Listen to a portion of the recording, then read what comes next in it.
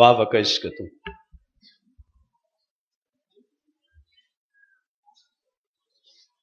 Faly misaotra sy midera ny anaranao izay ry Andriamanitra raisy toa any an-danitro. Fa lehibe dia lehibe tokoa ny fitiavanao anay. Sapanay zany tamin'ny alalan'ny teninao izay efa nozarainao taminay hatramin'izao. Ary fantatray koa Andriamanitro fa mbola hiteny aminay indray ianao anio mba hanananay fahavelomana ny amin'izany teninao izany. Misaotranao izay noho ny famindramponao Andriamanitra fa sy misahatra ianao mananatra anay, sy misahatra ianao magnisy ny dianay ary manamboatra ny toetranay mba handehananay mendrika ny fiansoanao. Misaotranao izay Jesosy io fa ianao lay maty teo ambony hazo fijaliana indrindra no antony izany rehetra izany, satria tianao ny hamonjy izao tontolo izao, tianao ny hampiditra ny olona ho ao amin'ny fanjakanao, ka izany ny mbola hitenenanao tsy misahatra aminay mandraka ankehitriny, fa ny teninao irery ihany no azo anay manantena izany. Ankehitriny izay Andriamanitro dia mametraka aminao feno indray ny teninao izay ambara eto anio. Mangataka anao izay Jesosy, ianao lay tompon'ny teny, no hiteny aminay koa amin'ity andro maraina ity, hampahazava izay tianao ambara aminay. Da eo izay Jesosy mba sy ho variana eto amin'ity izao tontolo izao ity, ka hametraka ny zavatra ho levona ho ambony noho ianao. Da eo izay Jesosy mba sy hambabo na hameno ny fonay ny zavatra izay mandalo eto amin'ity fiainana ity, fa ianao lay tena harena sarobidy ary harena maritra mandrakizay no tianay hameno ny fiainanay. Eta eo izay ry fanahy masina mba hibanjina mandrakariva ny teny izay ambara aminay anio, ka miasa amin'izany teny izany ianao mba hahatonga anay hahasapa sy hahalala izay sitrapon'Andriamanitra tiana hambara amin'izany. Dia amin'ny anaran'i Jesosy Kristy avy a Nazareta no azoana mangataka izany. Amen. Ny voalohanteny ry havana dia misaotra an'Andriamanitra indray isika amin'izao maraina izao, satria noho ny famindram-pony amintsika dia afaka miaona eto indray isika handre ny tenin'Andriamanitra, ary izany no fifaliantsika, satria ny tenin'Andriamanitra no mahavelona asika, izany no fiainantsika, ka dia isaorasika azy izany. Ny faharoa dia miarahaba antsika rehetra amin'ny anaran'i Jesosy miaona eto amin'ity maraina ity. Misaotra ny mpandahatra ny programa koa nanome anay izao anjara izao, ka ny tenin'Andriamanitra izay anjara nomena ahy hotoriana amin'ity andro anio ity dia izay voasoratra ao amin'ny Lioka 4:40 teo ihany. Ka ny troiny no perikopa anjarasika, ny 10 ka hatramin'ny 7:70. Lioka 4:40, ny 10 ka hatramin'ny 7:70. Dia toy izao ny vakin'izany teny izany amin'ny anaran'i Jesosy. Ary izay mahatoky amin'ny kely indrindra dia mahatoky koa amin'ny be. Ary izay tsy marina amin'ny kely indrindra dia tsy marina koa amin'ny be. Koa raha tsy mahatoky amin'ny mamoana tsy marina ianareo, iza no hatoky ianareo any amin'ny tena harena? Ary raha tsy mahatoky amin'izay an'olona ianareo, iza no hanome ianareo izay ianareo? Tsy misy mpanompo mahay manompo tompo roa, fa ny anankiray ho halany ary ny anankiray ho tiany, na ny anankiray hombany ary ny anankiray ho amavoiny. Tsy mahay manompo an'Andriamanitra sy mamoana ianareo. Ary ny fariseo izay fatrapitia vola, raha nandre izany rehetra izany dia naneso an Jesosy. Ary hoy Jesosy taminy, ianareo dia mpanamaritsena eo anatrehan'ny olona, nefa Andriamanitra mahalala ny fonareo, fa izay zavatra heverin'ny olona ho ambony dia fahavetavetana eo anatrehan'Andriamanitra. Ny lalàna sy ny mpaminany dia hatramin'ny jaony, ary hatramin'izany no efa nitoriana ny filazantsara ny fanjakan'Andriamanitra, ary misesika izay rehetra miditra eo. Fa ho moramora koa ny hafoanan'ny lanitra sy ny tany no ny hafoanan'ny teny soratra iray moa zaza amin'ny lalàna. Ry Ray Masino, manamasinanay amin'ny fahamarinana, ny teninao no fahamarinana. Amen.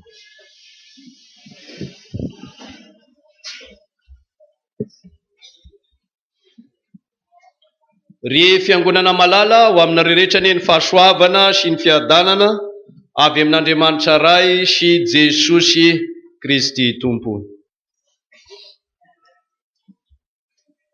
Izay fikendren'Andriamanitra amin'ny olona hatramin'ny voalohany ka hatramin'ny farany ry havana dia tsy hafa fa ny hanompoasika azy irery ihany.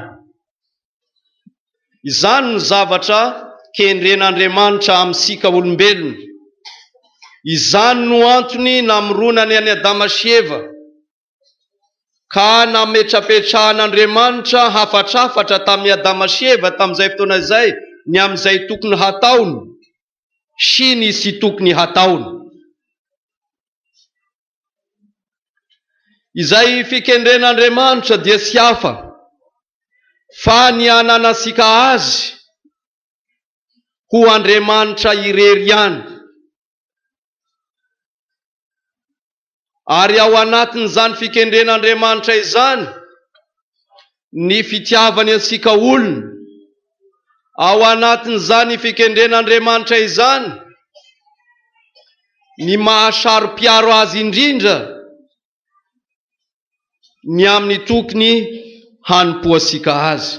Saro-piaro ny amin'izany Andriamanitra, sarotiny ny amin'ny hanompoasika azy irery Andriamanitra. Raha nanontaniana Jesosy ny amin'izay didy lehibe indrindra dia tsy hafa ny valiteny tamin'izay, fa ny nilazany Jesosy indrindra fa ny didy lehibe indrindra sady ambony indrindra dia izao, na voalohany indrindra, dia ny fitiavana an'Andriamanitra, ary ny faharoa izay tahaka azy ihany dia ny fitiavana ny namana. Io no nambaran'i Jesosy tamin'izay fotoana izay. Fa raha nagnome ny didy folo kosa Andriamanitra, dia izao ny zavatra tsapa ary izao ny zavatra mahagaga. Nataon'Andriamanitra ho didy voalohany indrindra ny hoe aza man'Andriamanikafa fa izao ihany.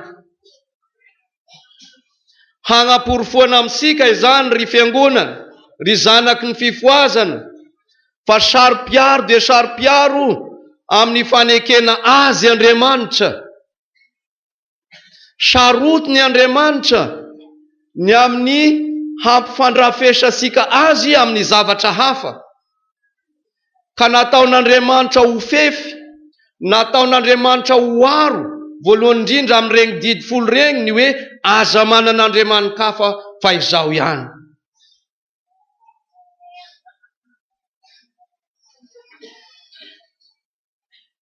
Mandrara Andriamanitra, misaka n'Andriamanitra mba sy hanompo asika zavatra hafa na hameno asika ny fosika amin'ny zavatra hafa indray ankoatry n'Andriamanitra. Napetraka Andriamanitra izany didy voalohany izany mba sy hisy zavatra hambabo ny fosika, hahavariana ny fosika, ka hanadino asika azy. Satria araka ny efa nambara tery aloha ry havana, dia tian'Andriamanitra ho azy samy irery isika. Tian'Andriamanitra hanompo azy irery isika. Tian'Andriamanitra ho azy manokana isika. Tian'Andriamanitra isika mba sy ho variana amin'izao zavatra misy eto amin'ity izao tontolo izao ity. Ny zavatra misy eto amin'ity izao tontolo izao ity, izay ambarany tenin'Andriamanitra fa ho levona, ka hoy izy milaza ny lanitra sy ny tany ho levona, fa ny teniko sy mba ho levona. Sy hafa ny tenin'Andriamanitra fa Jesosy Kristy izany. Tsy hafa izany fa ilay Andriamanitra namorona izao tontolo izao, ilay Andriamanitra tia izao tontolo izao, ka ilazany Jesosy aminsika fa izany fitiavana izany dia tiany hiraikitra ao am-posika tanteraka, ka sy hanadinoasika azy, sy hahatonga asika ho voarebirebiny izao fampianarana maro samihafa miseho eto anivon'ity izao tontolo izao ity, indrindra indrindra ny fanompoasampy izay toeriny didy voalohany izay nambara tamintsika tery aloha.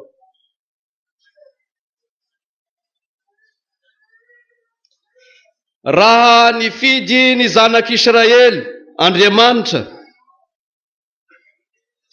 dia izao no fanekena nataon'i Jehovah Andriamanitra taminy: ianareo ho oloko ary izaho ho Andriamanitrareo. Dikan'izany dia nametraka izany lalàna izany Andriamanitra, nametraka izany teny izany Andriamanitra mba ho sapany zanak'Israely fa tian'Andriamanitra izy ireo, mba ho sapany zanak'Israely fa sy misy Andriamanitra azo ametrahana fiainana afa-tsy Jehovah Andriamanitra irery ihany. Sy misy azo itokiana afa-tsy Jehovah Andriamanitra irery ihany. Ary azo itokiana, azo ametrahana ny fiainana sy mivadika amin'ilay teny izay nomeny izany Andriamanitra miteny aminy izany. Io no antony itenenan'Andriamanitra tamin'ny zanak'Israely hoe ianareo ho oloko. Ka izay tenin'Andriamanitra tamin'ny zanak'Israely zany sy mivadika amin'izany izy, sy mipody amin'izany teniny izany izy. Ary izany koa no ambara amintsika, raha maneho ny fitiavany amintsika Jesosy Kristy na miteny amintsika fa ianareo dia sakaizako, sy miova amin'izany teniny izany Jesosy hatramin'ny voalohany ka hatramin'ny farany. Io no toky lehibe izay omen'Andriamanitra ny mpanompony, io ny fampanantenana azo antoka omen'Andriamanitra ny olony manoloana ny fanompoany azy, ka mahatonga an'Andriamanitra miaro ny zanany ka ilazan'Andriamanitra hoe tsy misy maharombaka ny eo amin'ny tanako. Ianareo oloko izao Andriamanitra reo. Dikan'izany dia izao, tian'Andriamanitra ny zanak'Israely ho tafalentika tanteraka ao anatin'ny fon'izy ireo ny fananana an' Jehovah Andriamanitra marina, ho tafalentika ao am-pon'izy ireo ny fananana an'Andriamanitra velona, ka ho velona ao am-pony zanak'Israely Jehovah Andriamanitra, ary Jesosy Kristy koa ho velona ao amintsika. Saroana eto ny tenin'Andriamanitra izay milaza fa izao ao aminareo hoy Jesosy, ary ianareo ato amiko. Raha misaraka amiko ianareo hoy Jesosy, tsy mahay manao na inona na inona. Agnambarana amintsika ry havana fa ny fitiavan'i Jesosy Kristy ansika dia fitiavana ambony indrindra, ary fitiavana lehibe indrindra, satria fitiavana maharitra mandrakizay. Ka ny fiansoan'i Jesosy ansika ho sakaizany, ho zanany malalany, novidiny tamin'ny rano, dia tsy mba mandalo izany, tsy vetivety fosiny izany, fa maharitra mandrakizay. Satria maharitra Jesosy Kristy ilay Andriamanitsika, dia maharitra koa ny fanompoasika azy. Maharitra ihany koa ny fitoerany ao anatin'ny fosika. Tsy mba manadino ansika na oviana Jesosy ilay Andriamanitra nifidy ansika sy ny anso ansika ho zanany.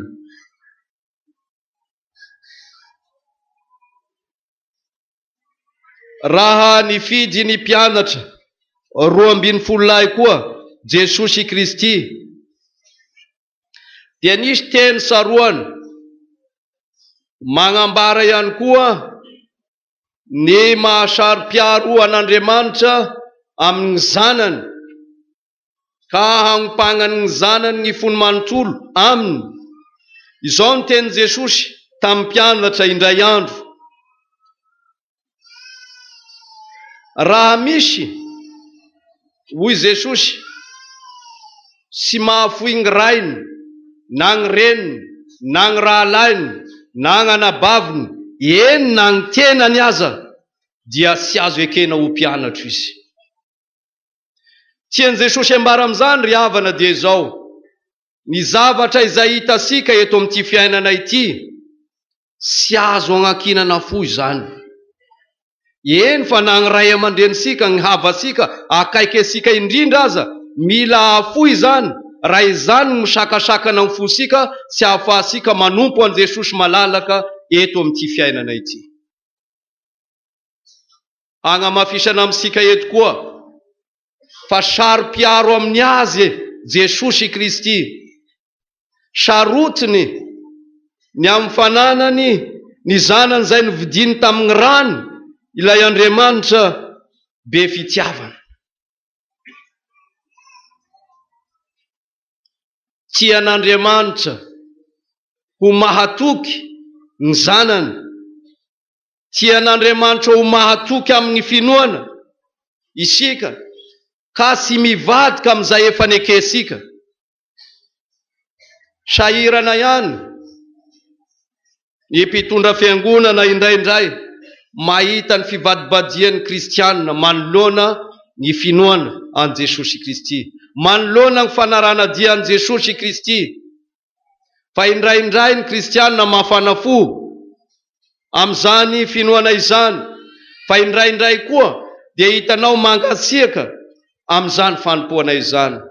Hitanao fa variana amin'ny zavatra eto amin'izao fiainana izao ny sasany, ka matetika manakalo an' Jesosy Kristy amin'izany rehetra izany, mametraka izany zavatra izany ho ambony noho i Jesosy Kristy. Izany no antsoina hoe andriamanikafa ry fiangonana. izany no asoina hoe Andriamanitra sy izy ry zanaky ny fifoazana, na dia mameno ny fosika mambaby ny fosika aza variana amin'izany hoy ny tenin'Andriamanitra mananatra asika eto amin'izao fotoana izao. Jesosy no tena harena maharitra mandrakizay, fa izay zavatra harena hitasika eto amin'ity zao tontolo izao ity ho levona ireny rehetra ireny, ka sy azo ametrahana fiainana izany, sy azo agnakinana fo tanteraka izany, sy mahavonjy ny zanak'Andriamanitra izany, satria zava-boarin'Andriamanitra koa ka ho levona miaraka amin'ny lanitra sy ny tany izany. Tian'i Jesosy sy hivadika amin'izay inoasika isika. Izany no ananaran'i Jesosy mafy ansika amin'izao tenin'Andriamanitra anjarasika eto zao ry zanaky ny fifoazana. Verenasika jerena ny 7:10 izay agnompagnan'i Jesosy tanteraka ny fampianarany, ka agnisian'i Jesosy ny diany ny zanaky ny fifoazana, hagnamboaran'i Jesosy izay tokony ho alehany ny zanaky ny fifoazana, hanamboarany ny fony indrindra, ka ahatonga azy ireo sy ho variana amin'izao zavatra ambaran'i Jesosy eto izao. Hoy ny 7:10 raha iverentsika vakina: sy misy mpanompo mahay manompo tompo roa. Sy misy mpanompo mahay manompo tompo roa. Magnamafy an'ilay didy voalohany izay nambarasika teo, izany ry havana. Fa raha izany no misy amin'ny fiainan'ny zanak'Andriamanitra, dia misy zavatra miandry azy aorian'izao.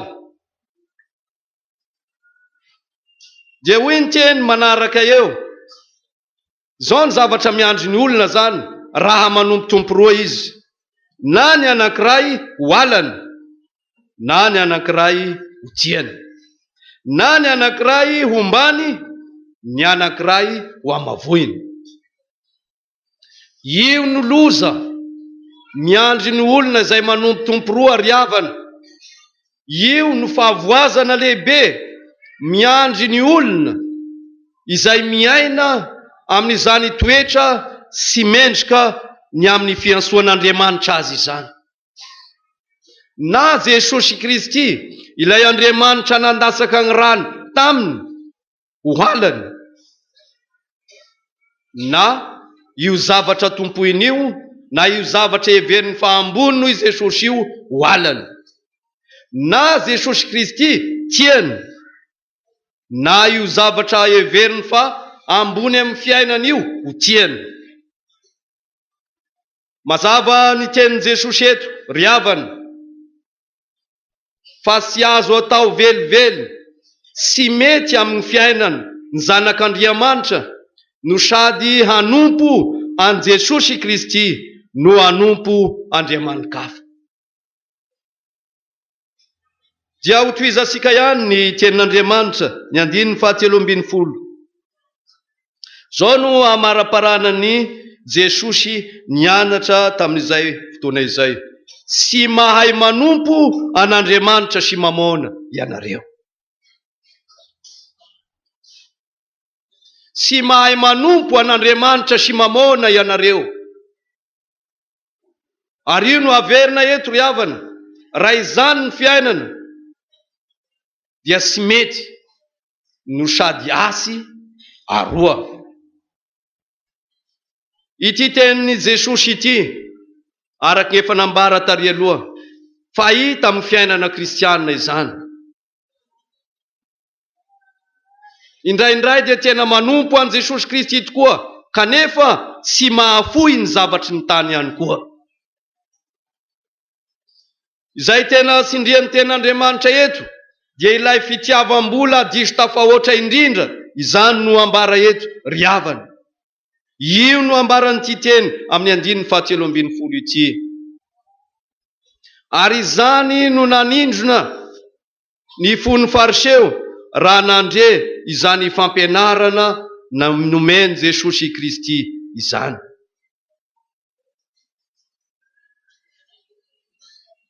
Voasindrona tao am-pony ny fariseo ka lasa naneso an Jesosy raha nandre izany fampianarana tsy misy kilema izany, raha nilazany Jesosy ny filazantsara madio sy mangarangarana ka tafatsofoka tao anatin'ny fony ka nanindrona ny zavatra tsy mety ataony. Ary io ihany koa ny manahirana amintsika kristianina matetika.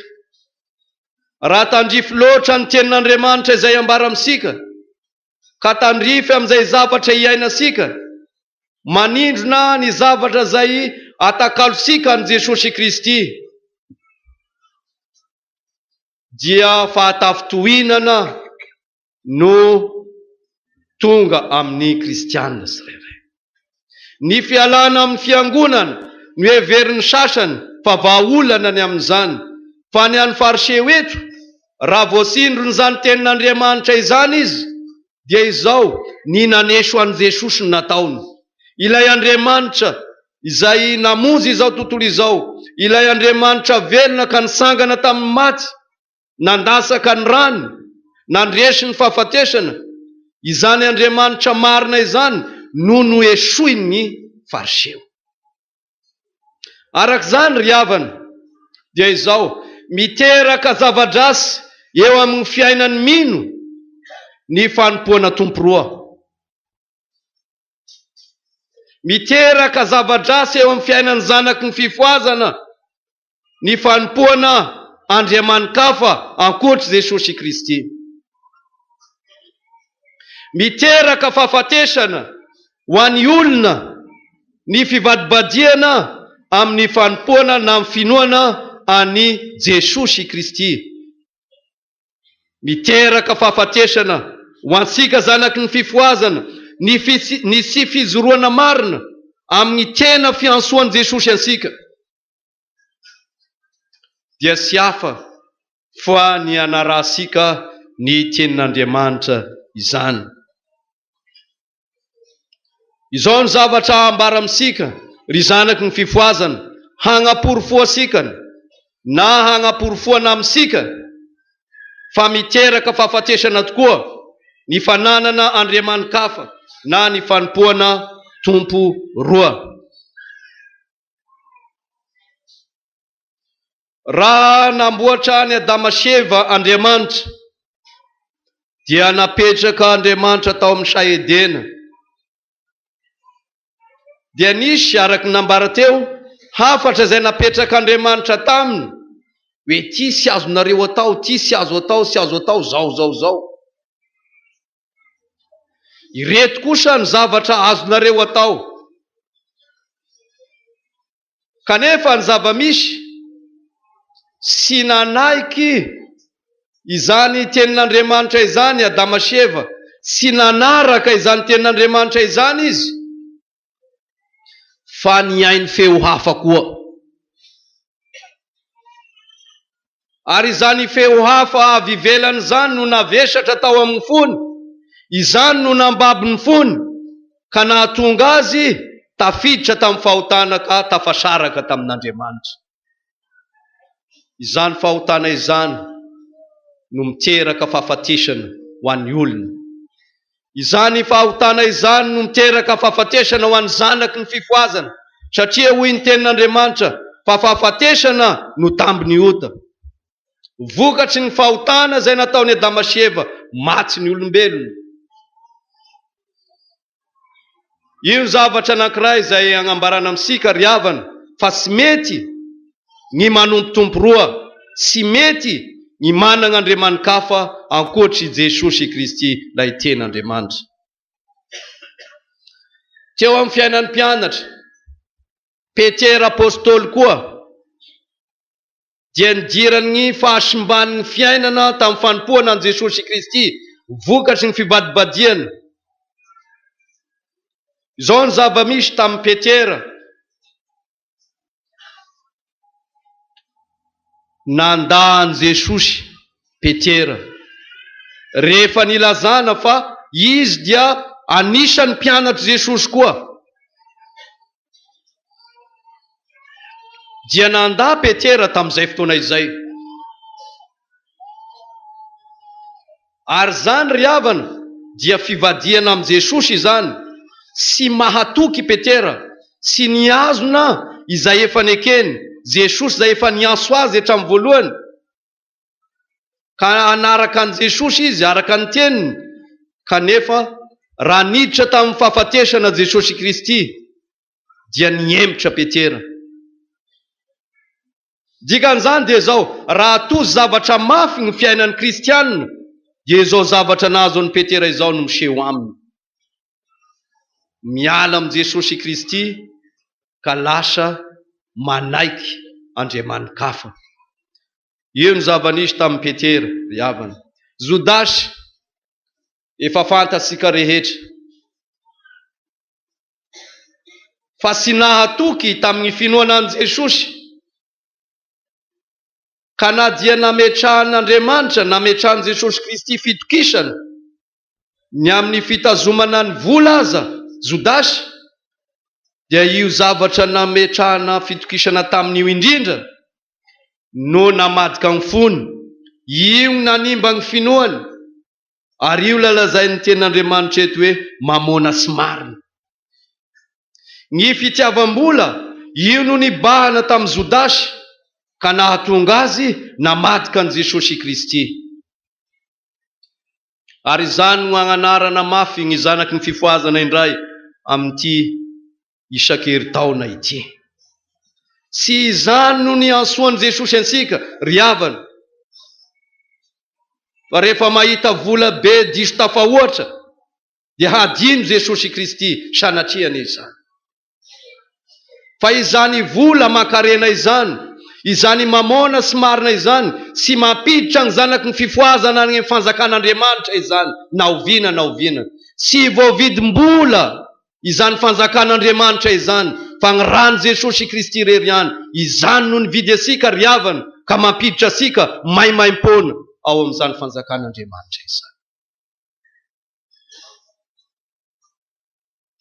Fahafatesana mandrakizay no ny hafaran'ny fiainan'ny Jodasy, satria namono tena. Ny olona mamono tena sy mendrika ny fanjakan'Andriamanitra izany. Ino ampitandremana asika amin'izao tenin'Andriamanitra izao ry havana? Sao variana amin'izany sika. Jesosy eto sy milaza fa sy ilaina ny vola, sia ilaina ny vola, fa ny vola izay mameno ny fonao loatra ka hanajonoanao an' Jesosy, anaovanao an' Jesosy Andriamanitra namonjy anao ho tsinontsinona. Izany ny agnanaran'ny tenin'Andriamanitra asika ankehitriny. Nahoana ny maneso an' Jesosy ny fariseo? Satria nibahana tao am-pony loatra ny fitiavam-bola. Ary sy vitan'izany fa lazain'ny tenin'Andriamanitra eto aza, fa mpanamaritena eo anatrehan'ny olona ny fariseo. Izany toetra rasy zany no azo ny fariseo, na iaina ny fariseo. Io ny tondroin'i Jesosy ho azy ireo, mpanamaritena eo anatrehan'ny olona. Ankoatrin'izany ry havana, dia ambara amintsika zanaky ny fifoazana, fa be dia be ny olona variana amin'izany fitiavam-bola aman-karena izany, ka miteraka fahafatesana ho azy, miteraka fahaverezana ho azy, raha variana amin'izany diso tafahoatra ny olona. Tanteraka tamin'ny fiainan'ny fariseo, eny tanteraka tamin'ny Jodasy izay nambara teo ihany koa. Ilay tenin'Andriamanitra milaza manao hoe, fa ny fitiavam-bola no fototry ny rasy rehetra. Ny fitiavam-bola no fototry ny rasy rehetra. na toinona fiazansika hagnazava ry havana na handrakondrakotra an'izany tsy azosika takonana izany. Fa raha tia vola tafahoatra isika mihoatra noho Andriamanitra dia tafalasaka amin'ny rasy mandrakariva isika. Ka mila mitandrina ny zanaky ny fifoazana izay mandre izao tenin'Andriamanitra izao. Tsy izany no ny ansoan'i Jesosy asika ry havana, ary izany no ifandraisany fanevan'izao isan-keritaona izao amin'izao perikopa anjarasika eto izao, mangataka aminareo mba handeha mendrika ny fiansoana. Izay zavatra angatahin'ny tenin'Andriamanitra amintsika eto zao ry havana dia tena sotra, dia izao: tsy misy afa-tsy Jesosy irery ihany no ataovy lohalaharana amin'ny fiainana. Tsy misy afa-tsy zany. Fa aza manana andriamanikafa, aza vesara ny fitiavam-bola diso tafahoatra ny fo, izay hitarika asika makany amin'ny fahaverezana mandrakizay. Ny olona tahaka izany, hoy ny tenin'Andriamanitra, tsy mahazo mandova ny fanjakan'Andriamanitra izy. Ino afatry ny perikopa na ny faneva izay apetraka amintsika amin'izao fotoana izao. Ny ansoan'i Jesosy ansika araka izany ry havana dia ny hanompo azy irery ihany, ny ahatonga asika ho tamana tanteraka ao amin'i Jesosy Kristy, fa tsy misy anadonany asika na dia iray segondra aza.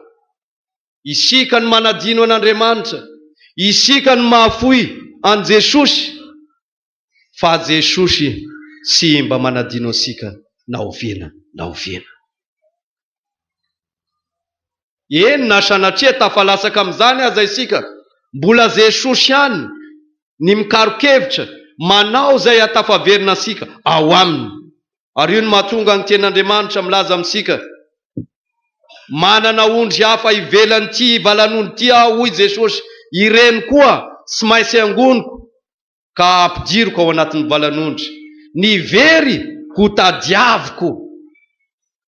Besaka ny very noho ny fitiava-karena, besaka ny very noho ny fitiavam-bola diso tafahoatra ry havana. Jesosy mamerina asika mba handeha mendrika ny fiansoana azy isika, fiansoana asika isika. Io no afatra apetraka amintsika amin'izao tenin'Andriamanitra izao. Ny andihana asika ho zanaka mahatoky tokoa, tsy mivadika na toinona miseho amin'ny fiainana, na fahasarotam-piainana na inona, dia mba hitovy fiteny amin'ny Paoly apôstôly sika rehetra. Tsy misy ahasaraka ansika amin'ny fitiavan'i Kristy, na fahafatesana, na fahoriana, na fahantrana, na fizaliana, na inona miseho amin'ny fiainasika, dia tsy ala amin'ny Jesosy Kristy sika. Ny antony dia sotra: tsy mampanantena asika fiainana mandrakizay ireo.